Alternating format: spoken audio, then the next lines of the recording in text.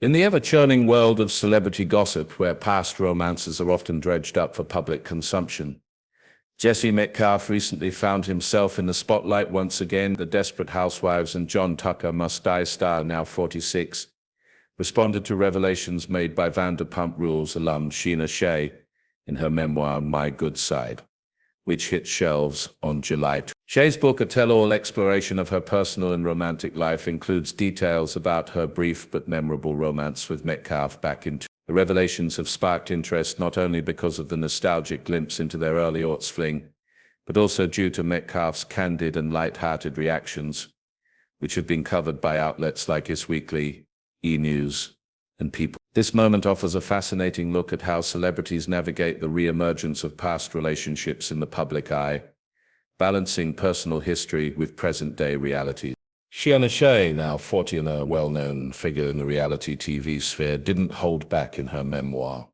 She recounts her time with Metcalfe as a dreamlike experience, one that felt like stepping into a Hollywood fantasy. At the time, Shay was a young woman in her early 20s, waitressing in Los Angeles and crossing paths with the heartthrob actor who had captured audiences as the charming gardener John Rowland on Desperate Housewives. Their connection, as Shay describes it, was sparked through a mutual friend, her boss at the time, who mentioned to Metcalfe that Shay found him attractive. This led to their first interactions, which blossomed into a brief but significant romance. Shay writes fondly of their time together, noting moments like ordering dinner with Metcalfe's parents at his house and private evenings where he serenaded her with songs like Hey There Delilah on his guitar. For Shay, who had admired Metcalfe from afar as a fan of his on-screen work, these experiences were nothing short of magical. The memoir details specific moments that paint a vivid picture of their relationship.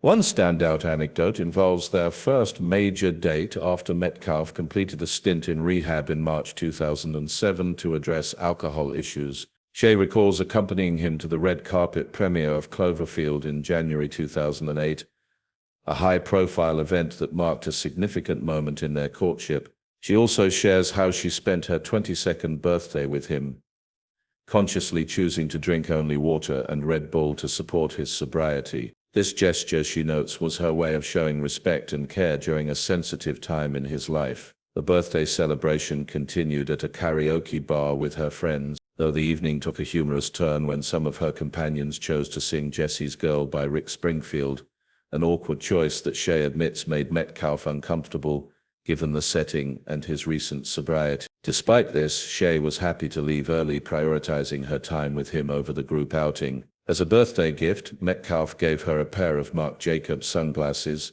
which she still owns, a detail that underscores the sentimental value she places on their time together.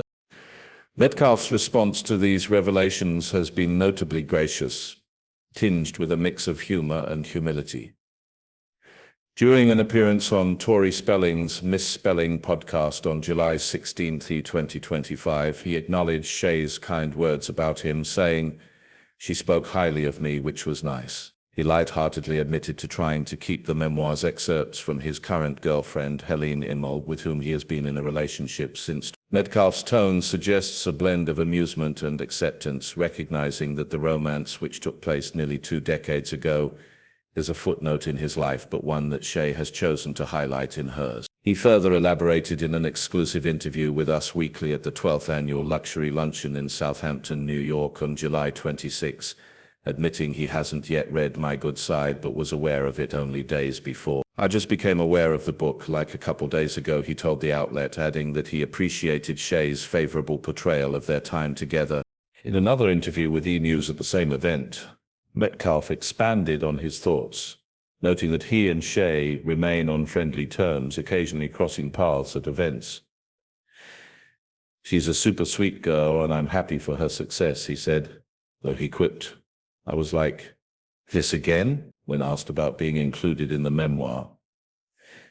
His comments reflect a grounded perspective, acknowledging the relationship's place in their shared history while gently distancing himself from its current relevance to his life. He reiterated this sentiment on Cosmopolitan, expressing hope that the romance with Shay isn't the most relevant thing about him, a nod to his desire to be recognized for his current work and personal growth rather than a brief fling from Shay's memoir doesn't shy away from other personal disclosures, including her relationships with other high-profile figures like John Mayer, Adrian Grenier, and Shema Moore, as well as her husband Brock Davies' infidelity during her pregnancy with their daughter Summer Moon. This broader context situates her romance with Metcalfe as one chapter in a colorful romantic history, which she has chosen to share openly with her audience. The book's release has been accompanied by a promotional tour, with stops in cities like New York, Chicago, and Philadelphia, signaling Shay's intent to connect directly with fans about her story. Her candor about past relationships, including the one with Metcalfe, aligns with her public persona as someone unafraid to lay bare both the highs and lows of her life.